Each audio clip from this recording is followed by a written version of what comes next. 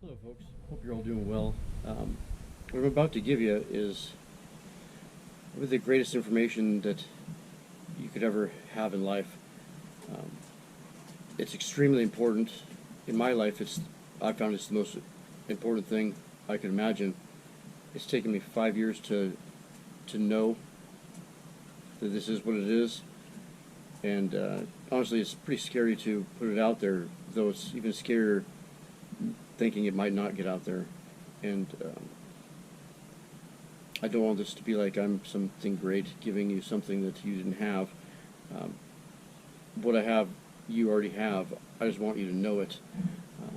I think we're better off if everybody knows this, and it's going to take a little bit of work on your part, and but you will get there. So first, you need to truly want to see what you are, find out what you are, and answer your own questions. And you need to want to care for yourself. And we'll get into that a little bit more here, but I'll try to keep this to 10 minutes. Um, and you need to be patient. Those are the biggest things. So what it is meditation, but it goes beyond what anyone has ever spoken of. And meditation, the way I understood it, was just watching the mind, just watching it go about its business, looking, seeing what's bothering it, just how it goes about its thing. I was still struggling massively. I still am, but for other reasons I can talk about later.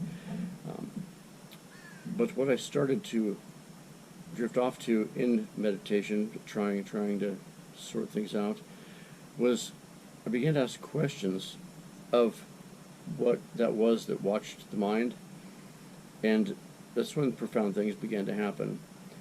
And I don't know if I'm going to tell you what that thing is. I think I'll let you figure that out for yourself. But as soon as you can, sit back, relax, and in your head, kind of lean back and watch your mind. See what's got going on. And it'll try grabbing your attention. It'll try pulling you into whatever it's got going on. But you need to let it know, whether that's internal narrative or however you go about it, that you care about what it feels. You care about what it has to say, and you care to relieve its troubles. And the best way I can describe how you know you are getting this is, one, the mind relaxes and doesn't try to grab you so much. It'll be gentler in trying to grab you away. It will almost trust you. And two, you will feel your heart. And I can only explain this by when it's open. I describe this as seeing the head of my daughter come out to this world for the first time. When you put your arms around somebody that you absolutely love, and when your heart's closed is when something disturbs you, and you want to protect yourself from it. Yes, emotionally. I don't really know how else to explain that, because it's not a natural feeling. But this is, I believe, the secret knowledge, and I believe this is going to allow people to tap into what they always knew. And it's going to take some practice, but once you get in the hang of it, it will quiet down, and eventually that internal narrative of the mind, it will go away for the most part, and it will be blatantly obvious when it grabs your attention.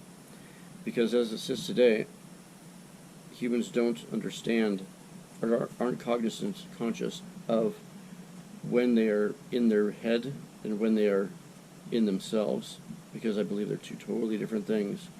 And what we are is not a physical thing, cannot be described by science.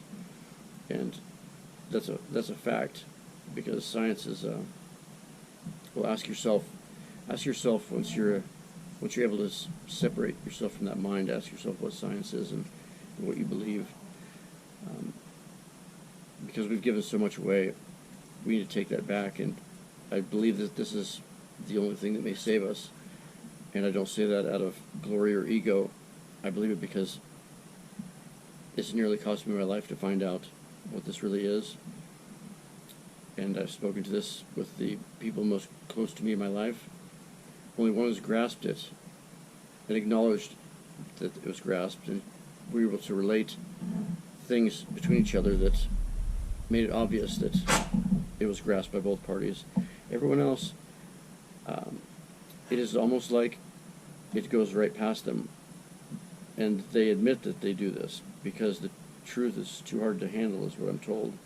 And that's from a male perspective. From a female perspective, it is because compartmentalizing, and what I understand of that is there's so much built up in these compartments that to even touch looking inside to see what it is that watches the mind, the risk of those cabinets or compartments opening is so terrifying that it will not even be touched. And it is, that's the most scary thing, because my mother is very important to me, and I've never seen more childlike wonder and absolute terror in another person's eyes than my mother's the moment she saw what I was speaking of. And we have not been able to talk about it since. It's scary how it is avoided, and I'm not sure why this has not come forth sooner in any literature, in any writings, in any religious knowledge. It's I don't want to push anyone off of this video because it's so important, but whatever anybody thinks of God, and I'm not going to say it's man, woman, or anything, my belief, from what I've found, is what is God, which is creation. Everything that we see is masculine and feminine. Those are the two sides of that coin. And I think that it drives down to everything from positive and negative electricity to everything. And it's an amazing feeling and amazing to know that, and no questions about it. And that's because it brings no harm to anybody. And it's based on first principles that cannot be deduced any further, and when brought against you, cannot defeat you if you are true to yourself. And those things that you ask yourself once you are able to watch your mind and then be able to set back into a internal conversation, which is much different than an internal dialogue that is in the mind. Because when you stop to meditate, that's the general idea, is watch the internal narrative of the mind. When you're relaying from the deeper part of you, it is nothing like that which is in the mind. Nothing at all. It's the greatest thing I could ever imagine, and it is making absolute hell bearable enough to be able to produce this video. And it's something that I began applying with my daughter when she was a little over 2, when she got into the terrible twos. Just prior to that, we had started yoga between her and I in the morning and at night. And as soon as she began appearing to struggle from the terrible twos, I asked her, I pointed to my temple and I said, what's it saying up here? And she turned her head and looked a bit shameful, and that made me sad. And she looked back up at me and smiled, and I said, what's it saying now? And she said, la, la, la, and threw her arms around me and gave me the biggest hug of my life. And that happened 3 times total. And after the first time, I could see massive amounts of more life in her. And after the 3rd time, she was a butterfly. And I hope you see this, Ella. I love you.